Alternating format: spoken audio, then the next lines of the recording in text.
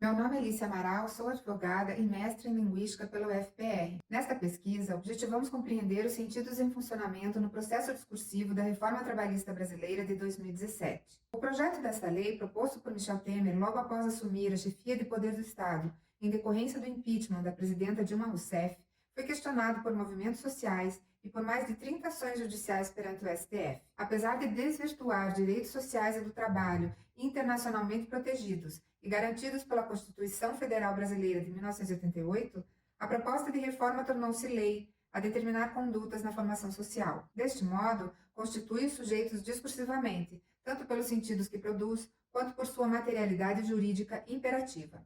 Conforme Orlandi, 2012, trata-se do discurso do Estado de Direito, atuando por e nos processos de identificação e individuação dos sujeitos. Nossa proposta de leitura desta reforma considera os processos discursivos sedimentados na materialidade histórica e ideológica, traduzidos pela linguagem, significados em relação ao trabalho humano, não a partir da publicação da lei, mas a partir dos efeitos de sentido produzidos, especialmente em relação às condições de produção imediatas da discursividade, ou seja, o entorno direto envolvendo procedimentos e sujeitos envolvidos desde a elaboração do projeto de lei até o parecer da Comissão de Assuntos Econômicos do Senado Federal. Dentre os objetivos alcançados pela pesquisa, visamos compreender a produção de sentidos na formação social capitalista brasileira, examinando-a pelos aspectos sócio-históricos do embate entre classes e determinada pela memória discursiva sobre o trabalho e o trabalhador no âmbito parlamentar brasileiro. Dar visibilidade ao fato de que toda lei é resultado dos jogos de forças,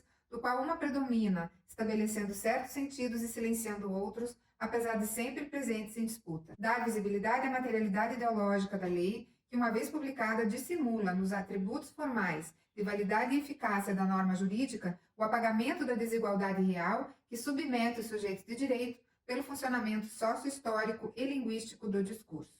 Recortamos para análise o parecer 34 de 2017 da Comissão de Assuntos Econômicos do Senado Federal por sua relevância no esforço político empreendido para aprovar a reforma com urgência e, assim, atender à pretensão do governo em exercício, qual seja a imediata dinamização da economia, a redução de custos e a retomada de investimentos.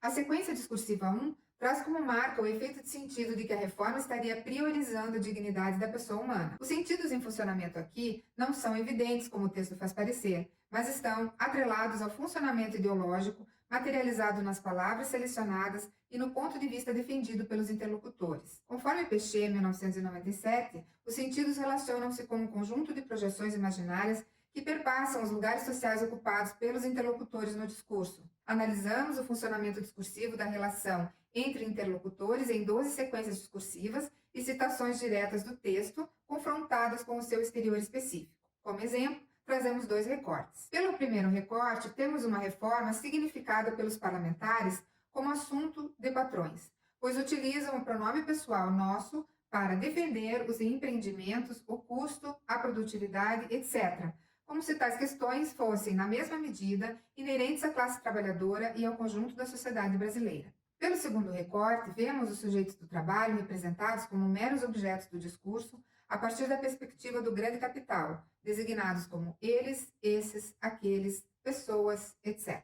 Diante da circunscrição semântica dos dizeres, nas combinações feitas, concluímos que os efeitos de sentido da discursividade desta reforma marcam-se no domínio da formação discursiva parlamentar, hegemonicamente identificada com a formação discursiva patronal, por sua inscrição na formação ideológica capitalista neoliberal, caracterizada pela defesa irrestrita de interesses de patrões. Os trabalhadores, imaginariamente projetados no texto como matéria falada, são desvestidos de sua historicidade, representados como sujeitos do emprego, sujeitos às condições de aviltamento do neoliberalismo e, portanto, o efeito de sentido produzido é contrário ao princípio, norma e valor constitucional da dignidade da pessoa humana. Essa discursividade caracteriza a desigualdade assimétrica entre empregador e empregados, entre proprietários e não proprietários, dando a ver que a dignidade da pessoa humana nunca foi a prioridade na elaboração da lei, mas visa o modo de produção capitalista e marca o sentido de retrocesso histórico para a classe dos trabalhadores